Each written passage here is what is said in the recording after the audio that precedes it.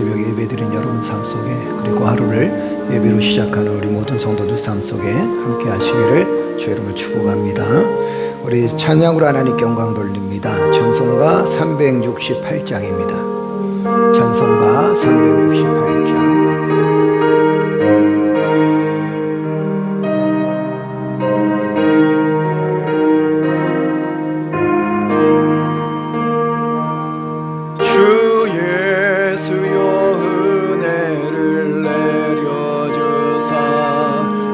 충만케 하옵소서. 이 저리고 목마른 나의 맘에 주 성령을 부소서. 아멘. 주 예수여 충만한 은혜 내 영혼에 부소서. 주 예수만 나의 힘되고 내 만족함 됩니다. 주 예수여 죄에서 풀어주사 날 정결케 하옵소서. 이 세상의 유혹이 나의 맘에 드 못하게 하옵소서. 아멘. 주 예수여 충만한 은혜 내 영혼에 부소서. 주 예수만 나의 힘되고 내 만족함 됩니다. 야곱이 전사와 씨름하던 그 믿음을 주옵소서. 이 세상의 물결이 흉흉해도 날 평안케 하옵소서. 주 예수여 충만한 은혜 내 영혼에 부소서. 주 예수만 나의 힘되고 내 만족함 됩니다. 주 예수여 완전한 주의 사랑 나 받기를 원합니다. 그 사랑이 내 맘에 충만하여 날 기쁘게 하옵소서. 아멘. 주 예수여 충만한 은혜 내 영혼에 부소서. 주 예수만 나의 힘되고 내 만족함 됩니다. 내 마음에 힘하신 주의 성령 늘 계실 줄 믿습니다. 그는 사를 나에게 부어주사 주 섬기게 하옵소서. 주 예수여 충만한 은혜 내 영혼에 부소서. 주 예수만 나의 힘되고 내 만족함 돼. 우리 4절 5절 다시 한번 찬양할까요? 그는 시에 충만한 주의 사랑 나 받기를 원합니다. 그 사랑이 내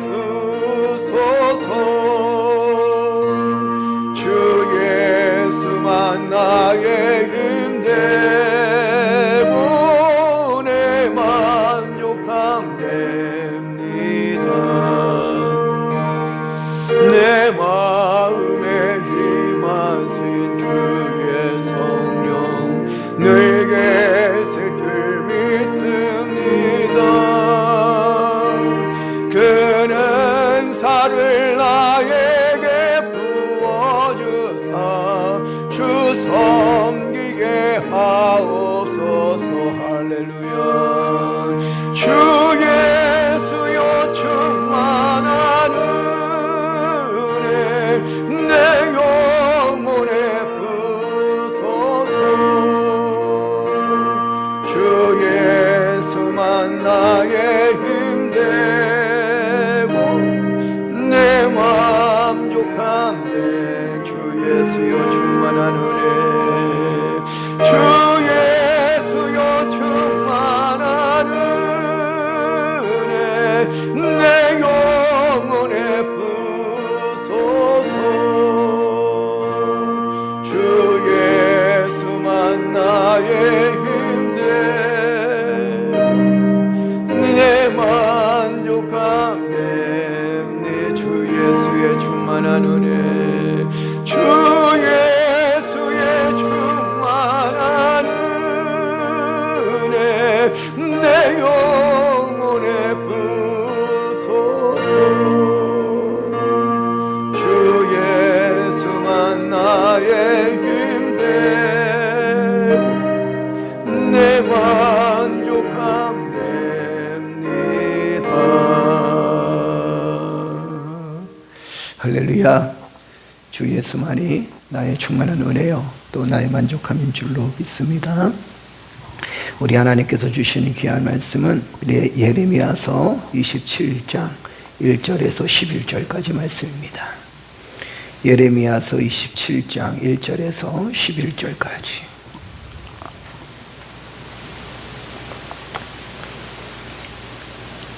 예레미야서 27장 1절에서 11절까지 다 쳐주셨으면 아멘. 아멘. 아멘.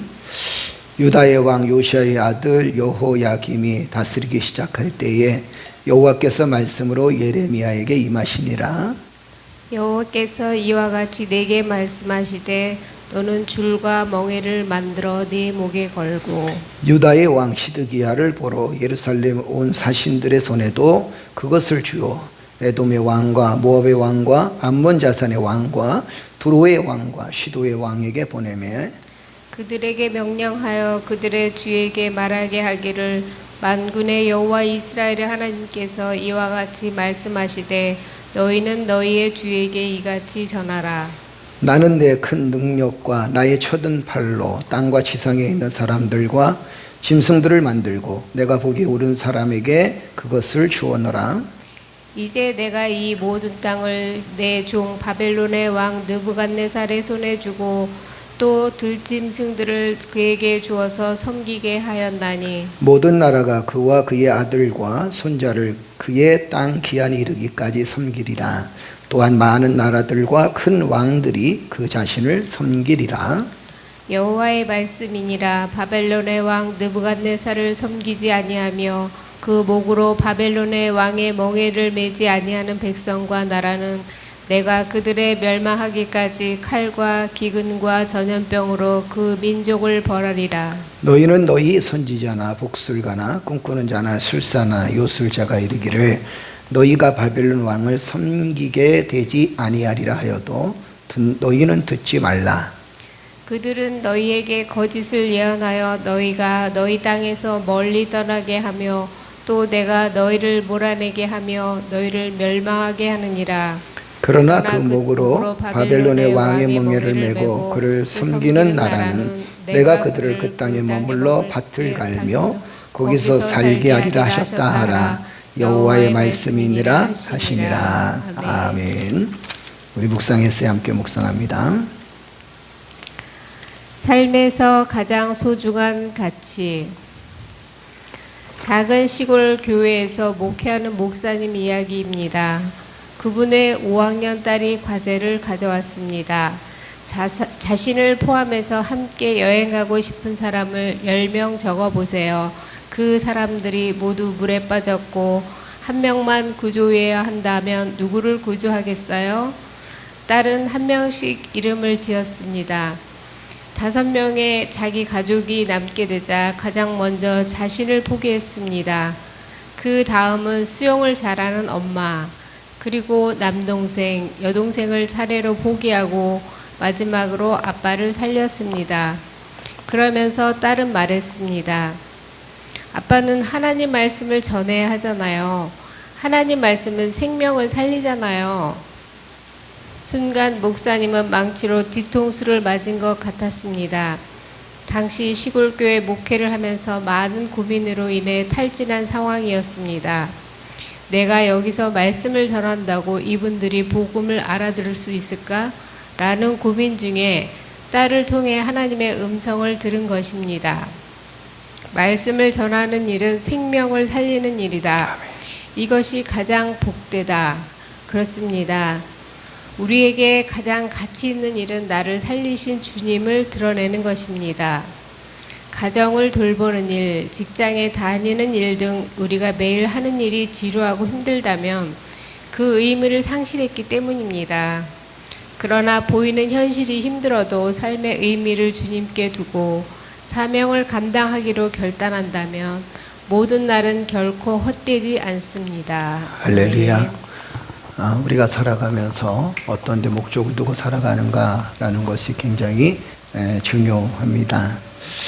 우리가 현실의 삶에 힘들어도 삶의 의미가 있다면 우리는 얼마든지 세상을 참 기쁘게 살 수 있지 않을까. 그리고 삶의 의미를 발견하는 사람들은 어려운 일이 있어도 또 때로는 힘든 일이 있어도 그의 삶의 의미가 발견되어지면 그 어려움도 또 힘든 일도 잘 극복해 나가는 것을 보게 되죠. 여러분, 우리의 삶의 의미는 어디에 있습니까? 그리스도인들의 삶의 의미는 말씀을 전하는 일이요, 또 생명을 살리는 일입니다. 기독교가 해야 될 일이 뭘까요? 하나님의 자녀들이 해야 될 일이 뭘까요? 여러분과 내가 하나님으로부터 생명을 받았습니다. 그렇다면 우리가 해야 될 일이 무엇이냐면 그 생명을 받았길래 우리는 그 생명을 전달해 줄 수 있어야 되고 그 생명을 나눠줄 수 있어야 된다는 겁니다. 한마디로 얘기하면 생명을 살리는 일이 우리의 삶의 가장 소중한 가치라는 겁니다. 그렇다면 어떻게 생명을 살려야 될까? 고민이 참 많죠. 어떻게 해야 될까? 어떻게 해야 생명을 살릴 수 있을까? 행동은 아주 간단합니다. 그리스도의 사랑을 나누면서 살아가는 삶입니다. 그래서 함께 그리스도의 사랑을 나누고 그리스도의 은혜를 나누고 그리고 또 우리 주변의 많은 사람들에게 그리스도의 선한 영향력을 끼친다면 그것이 생명을 살리는 일이고 그리고 그 선한 역사를 통해서 그리스도의 복음을 증거하고 살아가는 그 삶의 모습이 결국에는 우리가 주의 사역을 감당할 수 있는 힘이고 또 하나님의 뜻을 감당할 수 있는 놀라운 은혜요. 또 전도라 그러잖아요. 영혼을 살리는 일은 전도다라고 했는데 우리가 길거리 가서 외치고 또 여러 가지 프로그램을 만들고 하는 것보다 더 중요한 게 뭐냐면 우리의 변화된 삶의 모습입니다. 여러분과 내가 세상 사람들이 보기에도 아름다워야 되고 또 세상 사람들이 볼 때도 참 보기 좋아야 된다라는 겁니다. 그래야 우리가 사명을 제대로 감당할 수 있는 사람이 되어질 것이고 내가 구원 받았으니까 구원의 은혜를 경험했으니까 구원의 사랑을 경험했으니까 그 하나님의 놀라운 은혜를 나의 삶을 통해서 증거한다면 우리는 이 어려운 시대에도 복음이 계속 이어지고 있다는 사실을 또 복음이 계속 부흥의 놀라운 역사를 일으킨다는 사실을 기억하면서 오늘도 우리의 삶으로 또 우리의 생각으로 우리의 가치관으로 모든 사람들에게 그리스도의 사랑을 전하는 또 복음을 전하는 그리고 생명을 살리는 모든 일을 잘 믿음으로 감당하는 성도들 되어지기를 주의 이름으로 축복합니다. 오늘도 일어나서서 여러분들이 아름다운 말 한마디 또 아름다운 행동 하나하나 그리고 또 섬기는 삶의 모습을 통해서 예수 믿는 사람들이 더 많아지고 또 많은 사람들이 그리스도에게로 돌아오는 놀라운 역사가 있을 줄로 믿습니다. 오늘 이 본 말씀 보게 되면 예레미야서에 보게 되면 제목이 이렇습니다. 주님이 정하신 때까지 멍에를 메고 섬기라. 오늘 이 본 말씀에는 하나님께서 예레미야에게 임하시는 말씀이 있었습니다. 그 말씀을 요약을 해보게 되면 뭐라고 요약을 해보면 보통 세 가지로 요약할 수 있겠죠. 첫째는 뭐냐면 예레미야에게 이 줄과 멍에를 만들어서 자신의 목에 메고 그리고 너는 사람들을 대하라 이렇게 얘기합니다. 참 희한한 게 뭐냐면 줄과 멍에를 만들어서 자신의 목에다 걸으라 라고 하신 그 말씀 하나의 퍼포먼스 같죠. 그렇죠? 어떤 액션인 것 같은데 도대체 그 의미가 도대체 뭘까라는 생각을 하게 됩니다.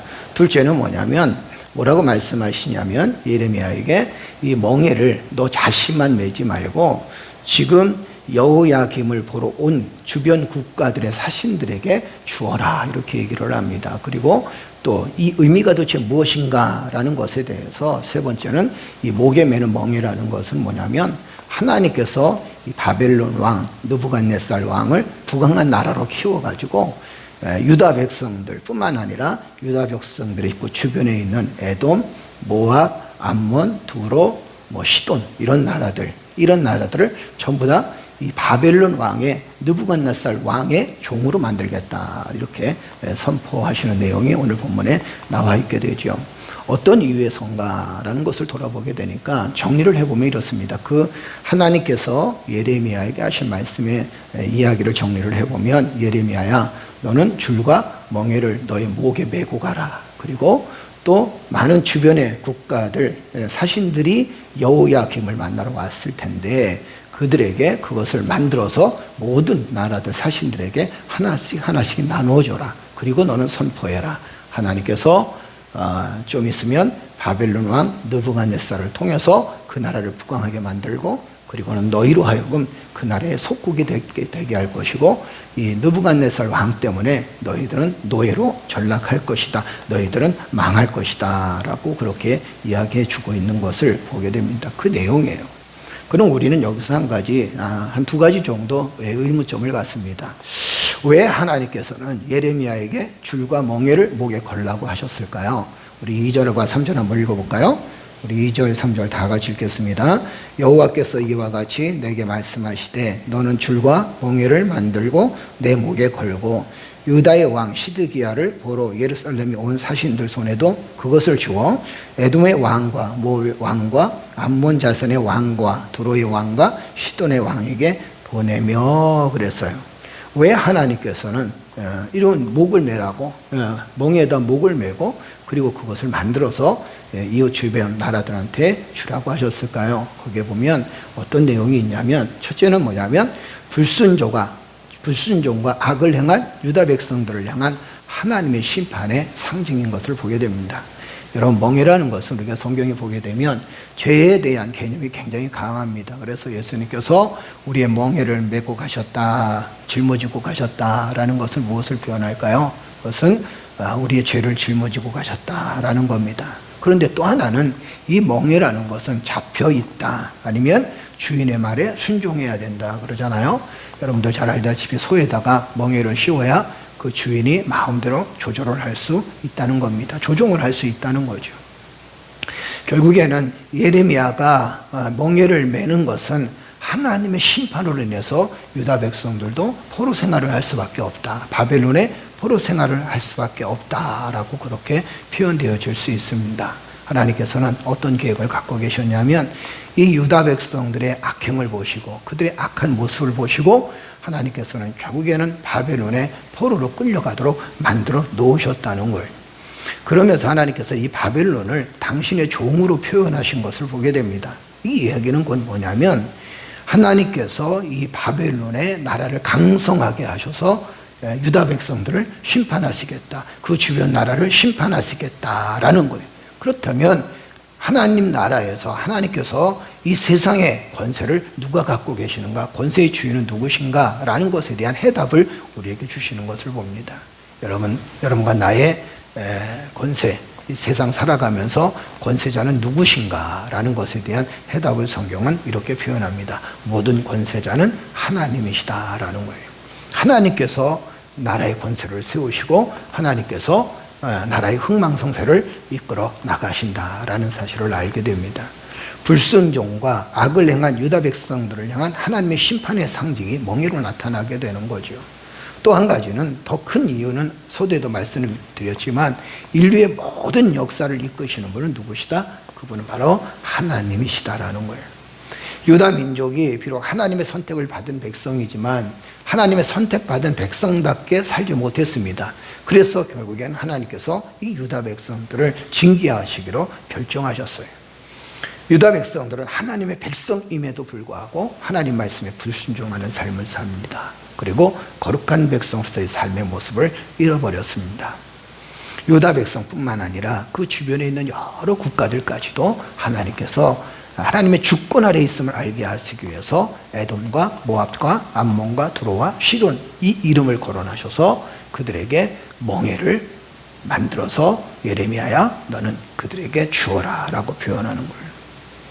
조금 더 쉽게 얘기할까요? 여러분 이 암몬, 에돔, 두로, 시돈 모압, 이 모든 나라들은 이스라엘 유다 국가의 주변에 있었던 나라들입니다. 그 주변에 있었던 나라들이, 모든 나라들이 다 누구의 손에 달려있다? 왕의 손에 달려있다는 게 아닙니다. 하나님의 손에 달려있다라는 사실을 이야기해 주고 있어요. 한 나라의 흥망성쇠는 어디서 좌우되느냐? 왕에 의해서 좌우되는 게 아닙니다. 한 나라의 흥망성쇠는 누구에 의해서 좌우되어지냐면 하나님의 손에 의해서 좌우되어진다는 겁니다. 세상의 모든 권력과 나라들은 하나님의 주권적 섭리 안에 있다는 거예요. 나라의 주인은 권력자가 아니라는 겁니다. 나라의 주인은 만물을 창조하신 하나님이시다라는 겁니다.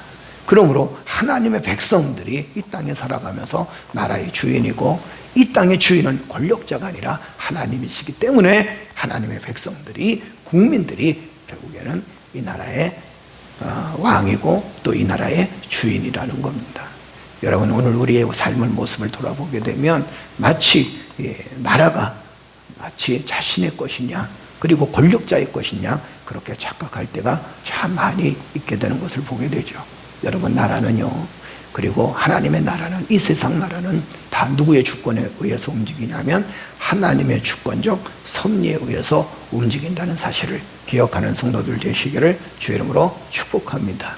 그래서 하나님의 주권적 섭리를 믿는다면 우리가 해야 될 일이 무엇일까라는 거예요. 하나님의 주권적 섭리를 믿는다면 우리가 해야 될 일은 몇 가지 있습니다. 첫째는 뭐냐면 하나님의 주권적 섭리는 회복과 축복임을 우리는 믿어야 될 줄로 믿습니다. 하나님께서 바벨론을 키워서 유다 백성들을 향한 징계의 도구로 사용하심은 유다를 멸망시키려고 하는 것이 아닙니다. 유다를 회복시키는 것이 하나님의 놀라운 계획이었어요. 지금 우리는 어려움을 겪습니다. 때로는 힘든 일을 겪습니다. 그런데 이 힘들고 어려운 시기 때 하나님께서 우리가 회복되어지기를 더 원하신다는 사실입니다. 그 회복되어지기를 원하는 그 일이 이루어지기 위해서 우리가 해야 될 일이 뭘까요? 이스라엘 백성들이 바벨론에 끌려가기 전에 그들이 먼저 해야 될 일이 있었습니다. 70년 동안이나 그들은, 이스라엘 백성들은, 유다 백성들은 바벨론의 포로로 끌려갔죠. 그들이 사실 끌려가기 전에 먼저 해야 될 일이 있었습니다. 그것이 뭐냐면 회개하고 돌이키고 돌아오라는 겁니다. 하나님의 말씀 앞에 돌아오고, 그리고 하나님의 징계 앞에 회개하는 삶을 살아가야 너희는 앞으로 너희의 삶을 얻을 것이고 행복을 얻을 것이고 너희의 땅에서 영원히 살 것이라 하나님은 누누이 그렇게 말씀하셨습니다. 문제는 뭐냐면 철저히 회개하지 못했다는 거예요. 회개하지 못하게 되니까 하나님께서는 당신의 계획대로 이제 유다 민족을 바벨론의 포로로 끌려가서 70여 년 동안이나 바벨론의 포로 생활을 하게 됩니다. 그들은 이 바벨론의 포로 생활을 통해서 무엇을 깨달았냐면 하나님 나라가 얼마나 소중한지, 또 민족이 얼마나 소중한지, 예배가 또 얼마나 소중한지, 하나님이 얼마나 소중한지를 깨닫게 되었다는 거예요. 그래서 하나님의 주권적 섭리를 믿는다면 우리가 해야 될 일이 뭐냐면 하나님의 주권적 섭리는 우리가 고난을 당하고 아픔을 당한다 할지라도, 민족이 아픔을 당한다 할지라도 회복과 축복임을 믿어야 된다는 겁니다. 이것이 하나님 주권적 섭리예요. 주권적 섭리라는 게 뭘까요? 하나님이 역사하신다, 하나님이 도우신다, 하나님이 이끄신다는 것 아닙니까? 그죠? 하나님이 개입하시고 하나님께서 간섭하신다는 거예요. 그렇다면 우리는 해야 될 일이 또 무엇입니까? 하나님의 계획에 순종하는 삶을 살아가야 된다는 거예요. 바벨론의 포로 생활이라는 것은 하나님의 계획은 인간이 이해하기가 굉장히 어려운 일인 겁니다. 아니, 어떻게 하나님의 백성들을 바벨론에 팔아버리시겠습니까? 어떻게 하나님, 이 백성 선택한 당신의 백성인데 이 바벨론을 팔아버려서 우리를 곤고하게 만듭니까? 도대체 이게 무슨 일입니까? 무슨 말씀이십니까? 이렇게 이야기할 수도 있겠죠. 또 이분이 그렇게 생각할 수도 있습니다. 그러나 여러분, 우리가 기억해야 될 것이 있습니다. 하나님의 계획은 더 깊은 뜻이 있고 하나님의 계획은 더 심오하고 오묘한 뜻이 있다는 겁니다. 그렇다면 우리가 해야 될 일은 뭘까요? 인간의 계획을 앞세우기보다 하나님의 계획에 순종하는 법을 배워야 한다는 겁니다. 우리는 하나님의 계획에 순종함을 배워야 돼요. 지금 우리가 해야 될 일은 뭘까요? 지금 우리가 해야 될 일이 뭐냐면 우리가 하나님의 계획에 반기를 들고 세상을 향하여 소리를 지르고 이런 것이 중요한 게 아닙니다. 하나님의 계획에 순종하는 삶을 살아가는 거예요. 하나님은 어떤 계획을 갖고 계십니까? 이 고난을 통해서, 이 아픔을 통해서 우리를 회복시키려고 하는 하나님의 놀라운 은혜를 기억하면서 하나님, 내가 이 고난스럽더라도 아픔이 있다 할지라도 하나님의 놀라운 섭리와 은혜를 바라보면서 순종함으로 나아가게 하여 주옵소서라고 기도할 수 있는 삶의 모습이 바로 오늘 지금 우리의 순간이고 우리의 시간임을 기억하는 성도들 되시기를 주의 이름으로 축복합니다. 하나님의 섭리는 뭐예요? 하나님의 섭리는 회복이라는 거예요. 비록 바벨론에 팔아버리시는, 그리고 바벨론을 통해서 70년간이나 고통을 겪고 있는, 아픔을 겪고 있는 사람들이지만, 그러나 그래도 하나님께서는 회복의 놀라운 은혜를 계획하셨고 회복시키기로 계획하셨다는 겁니다. 그렇다면 순종함으로 따라가는 것이 너무도 마땅하다는 거예요. 또 한 가지 의문점이 있습니다. 그 의문점이 뭐냐면, 왜 하나님은 유다 백성들에게 바벨론에게 항거하지 말라고 하셨는가? 그리고 그 주변 국가들한테 바벨론에게 항거하지 말라고 했을까요? 여러분, 나라가 위험에 처하게 된다고 생각되어지면 항거해야 되는 거 아닌가요? 싸워야 된다는 거 아닌가요? 그런데 성경은 뭐라고 말씀하십니까? 우리 8절 한번 읽어볼까요? 다 같이 읽겠습니다. 여호와의 말씀이니라. 바벨론의 왕 느부갓네살을 섬기지 아니하며 그 목으로 바벨론의 왕의 멍에를 매지 아니하는 백성과 나라는 내가 그들이 멸망하기까지 칼과 기근과 전염병으로 그 민족을 벌하리라. 하나님께서 이렇게 말씀하시는 거예요. 바벨론 왕 느부갓네살이 너희들을 점령하려고 할 때, 너희 나라를 점령하려고 할 때 너희는 싸우지 마. 그냥 점령당해. 만약에 그렇지 않으면 내가, 너희가 투쟁하고 싸우면 너희가 다 멸절할 때까지 내가 끝까지 너희를 멸망시킬 거야. 이렇게 얘기를 하시는 거예요. 아니요, 하나님 어떻게 그럴 수 있겠습니까? 아니, 항거하는 거 당연한 거 아닙니까? 그런데 우린 여기서 귀중한 하나님의 놀라운 섭리를 발견하게 됩니다. 바벨론에게 항거하지 말고 항복하라는 이유가 있었습니다. 그 이유가 뭐냐면 하나님의 징계를 겸손히 받아들이라는 거예요. 바벨론이 크는 이유가 뭡니까? 느부갓네살 왕이 급작스럽게 번성했던 이유가 뭡니까? 하나님의 섭리라 그랬어요. 하나님이 역사하셨다 그랬어요. 그래서 하나님께서는 이 바벨론을 통해서 주변 국가들을 점령하게 하셨습니다. 그렇다면 역사를 주관하신 하나님이 왜 그랬을까요? 이유는 그겁니다. 우리가 너무 교만해졌기 때문이라는 겁니다. 하나님의 징계를 겸손히 받아들일 수 있어야 되는데, 하나님의 징계를 겸손히 받아들이는 삶이 되어져야 되는데, 아니 어떤 면에서는 우리가 하나님의 징계가 오기 전에 먼저 우리가 겸손하게 주의 사명을 감당하는 사람들이 되어졌어야 되는데, 하나님 앞에 겸손하게, 세상 앞에 겸손하게 살았어야 되는데 우리가 너무 교만하게 살았다는 겁니다. 한국 교회도 역시 마찬가지. 그동안 우리 너무 교만했습니다. 그렇죠? 너무 교만했어요. 마치 하나님께서 함께 하시면 모든 것이 다 괜찮은 것이냐. 때로는 윤리도 도덕도 무시하고 살아갈 때도 있었습니다. 지금도 여러분 그런 분들이 꽤 많아요. 윤리도 도덕도, 그 다음에 나라의 어떤 방법, 계획도 다 무시하고 자신들의 생각대로 삽니다. 그것이 하나님의 뜻이라고 생각합니다. 여러분, 교만은 왜 교만해지는지 아십니까?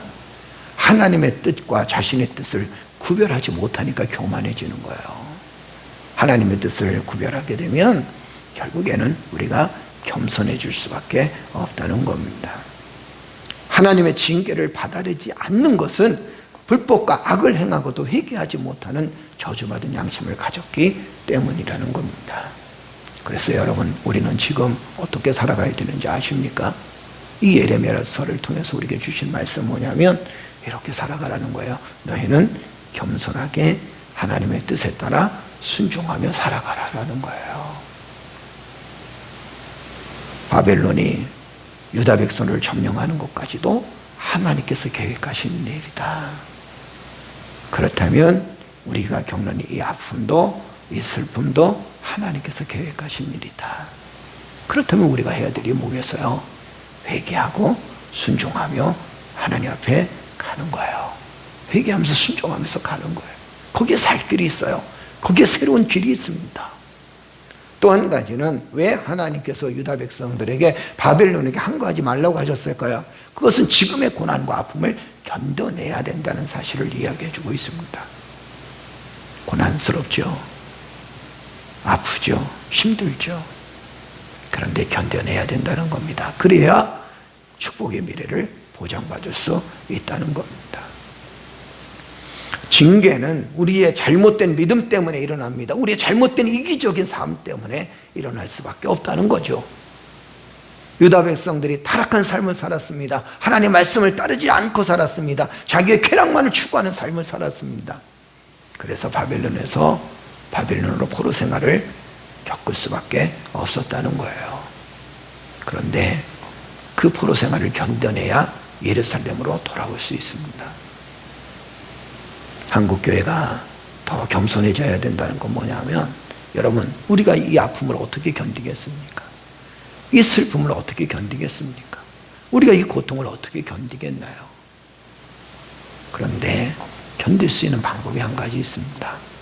그 방법이 뭐냐면, 하나님 앞에 겸손하게, 사람들 앞에 겸손하게, 아픔을 겪고 있는 사람들에게 더 겸손해져야 된다는 겁니다. 이스라엘 백성들이, 유다 백성들이 바벨론의 포로 생활 속에서 그들이 겪은 게 뭡니까? 노예 생활 아닙니까? 그 노예 생활을 통해서 그들은 겸손함을 배워요. 하나님 앞에 무릎 꿇는 방법을 배웁니다. 그리고 모든 것들이 다 소중하다는 사실을 깨닫게 되어집니다. 지금은 어떤 시대일까요? 여러분, 지금은 우리가 겸손함으로, 회개함으로 하나님 앞에 나아갈 때입니다. 세상을 향하여 목소리를 높이기 전에 하나님이 모든 일들이 바로 우리 자신 때문입니다. 나 때문입니다. 하나님, 이 모든 일들이 나의 죄악 때문입니다. 우리의 죄 때문입니다. 하나님, 여기서 겸손함을 배우게 하시고 이 모든 일들이 하나님의 섭리임을 깨닫게 하여 주셔서 이제 회복할 수 있는 회복의 은혜를 우리에게 허락하여 주시옵소서. 할렐루야, 할렐루야. 이렇게 기도하는 삶의 모습이 필요하다는 겁니다. 한마디로 얘기하면 이제는 우리는 하나님의 은혜 없이는 살아갈 수가 없습니다. 오늘날 민족의 회복도 하나님의 은혜가 있어야 될 것이고, 오늘날 교회의 회복도 하나님의 은혜가 있어야 됩니다. 믿는 사람들의 회복도 하나님의 은혜가 있어야 됩니다. 그렇다면 여러분과 내가, 사랑하는 우리 참좋은 우리 교회 성도들이 이제는 세상을 비판하고 세상을 향하여 소리를 지르고 이런 모습들이 아니고, 이제는 세상을 제대로 섬기면서 하나님 앞에 회개하고, 그리고 회복의 놀라운 은혜를 경험하게 해달라고, 우리가 겸손함으로 세상을 섬기고 겸손함으로 주의 뜻을 이루는 믿음의 사람들이 되어졌을 때, 하나님께서는 한국교회를 통한 당신의 모든 계획을 새롭게 부흥의 놀라운 역사로 이루어 주신다는 사실을 믿으시는 여러분 되시기를 주의 이름으로 축복합니다. 회복은 하나님의 은혜로만 가능합니다. 엉뚱한 사람 따라가지 말고 하나님의 은혜를 따라가야 돼요. 세상 붙들고 살지 말고 우리는 하나님의 은혜를 붙들고 살아가야 될 줄로 믿습니다. 오늘 말씀의 결론을 드립니다. 모든 역사를 이끌어 가시는 분은 누구실까요? 하나님이십니다. 그렇다면 우리는 그 하나님의 역사를 이끌어 가시는 그 하나님을 향하여 우리가 할 수 있는 일이 무엇일까요? 순종함으로 하나님 앞에 나아가는 일입니다. 순종함으로 살아가는 거예요. 또 한 가지는 하나님의 섭리를 믿는다면, 하나님의 섭리가 확실하다고 믿는다면 우리가 정말 이 시대에 먼저 해야 될 일이 무엇이라 그랬어요? 회개하는 일입니다. 교회가 회개하고, 목회자가 회개하고, 지도자들이 회개하는 회개의 역사가 있어야 회복되어집니다. 그리고 또 한 가지는 하나님의 도우심 없이는 회복이 불가능하다는 사실을 여러분 깨달으시고, 사람 쫓아가지 말고 엉뚱한 사람 따라가지 말고 오로지 하나님만 붙들고 살아나가는 믿음의 사람들 되어지기를 주의 이름으로 축복합니다. 그래서 회복의 놀라운 은혜를 경험하고 하나님의 놀라운 섭리와 은혜 가운데 우리가 겸손하게 세상을 섬기는 믿음의 사람들, 믿음의 참 좋은 우리 교회, 믿음의 성도들이 되어지기를 주의 이름으로 축복합니다. 축복합니다. 기도하겠습니다. 전능하신 아버지 하나님, 은혜를 감사합니다.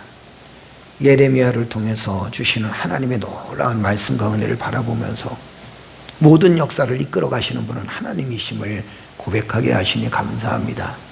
주여, 우리가 때로는 억울한 일을 겪고 힘든 일을 겪고 지금 아픔의 세월을 겪지만 하나님, 이 모든 일들이 하나님의 역사이심을 믿게 하여 주시옵소서. 그리고 우리가 해야 될 일은 순종함으로, 회개함으로 나아갈 수 있는, 순종하고 회개함으로 이 사회에, 그리고 또한 이 나라에, 하나님 나라에 회복의 놀라운 은혜를 경험하게 하는 믿음의 성도들이 되어줄 수 있도록 주여 도와주시옵소서. 하나님의 도우심 없이는 회복이 불가능하다는 사실을 깨닫게 하시니 감사합니다. 우리가 사람 따라가지 않게 하여 주옵소서. 사람 바라보고 살지 않게 하여 주옵소서. 오로지 하나님 말씀 붙들고 살아갈 수 있는 믿음의 자녀들이 되어줄 수 있도록 주여 도와주시옵소서. 하나님의 은혜만을 간구하며 하나님의 은혜만을 붙들고 살아갈 수 있는 믿음의 자녀들 되어줄 수 있도록 주여 도와주시옵소서. 지금 많은 사람들이 아파하고 있습니다. 하나님, 우리 때문에 아파하는 사람이 있다면 주여 우리를 용서하여 주시고 주여 주의 사랑의 손길로 위로하여 주시옵소서. 이 땅의 코로나가 빨리 사라지게 하시고 하나님 다시 평화와 평강을 얻을 수 있도록 주여 도와주시며 이 땅의 모든 교회들이 예수 그리스도의 이름으로, 하나님의 이름으로, 하나님의 말씀 앞에 순종함으로 이웃을 사랑할 수 있는, 그리고 이웃의 건강을 지킬 수 있는 믿음의 교회들이 되어질 수 있도록 주여 도와주시옵소서. 여호와 하나님, 감사합니다. 오늘도 우리를 강건하게 하시고 건강하게 하시니 감사드립니다. 교회 나와서 예배를 드리지 못하지만 가정에서 새벽 예배를 드리고 비대면 예배를 드리는 우리 사랑하는 성도들을 주께서 축복하여 주시고 이 땅에 어디서든 어느 곳에서든 예배 드리는 주의 백성들을 위해 하나님께서 하늘문을 열어주시고 건강으로 지켜 주시옵소서. 주의 은혜로 지켜 주시옵소서. 비난을 그치게 하시고 서로가 서로를 위해서 기도해 줄 수 있는 아름다운 삶이 되어질 수 있도록 인도하여 주옵소서. 우리 하나님께서 함께 하심을 믿사옵고 이 모든 말씀 우리 주 예수님 받들어 감사하며 기도드리옵나이다. 아멘. 기도할 때 나라와 민족을 위해서 기도해 주시고 또 지도자들을 위해서 기도해 주시고 코로나 때문에 여러 사람들이 많이 애쓰고 수고하는데 하나님께서 큰 은혜 내려주셔서 건강 주시고 또 위로만 달라고 기도해 주시는 여러분 되시기를 바랍니다. 그리고 작은 교회들, 개척교회들을 위해서 기도해 주시고 지금 태풍이 올라오고 있는데 큰 피해 없도록 하나님 이 나라와 이 민족을 굳건히 지켜주옵소서. 기도하는 여러분 되시기를 주 이름으로 축복합니다. 다 같이 기도드리겠습니다. 전능하신 아버지 하나님, 은혜를 감사합니다. 연약한 저희들을 붙들어 주시되 주의 성령의 은혜로 함께하여 주시고 하나님의 사랑의 손길에 붙들림 받으여 주의 뜻을 이루어 나갈 수 있도록 인도하시니 감사합니다. 여호와 하나님, 우리의 모습 돌아보게 하시니 감사합니다.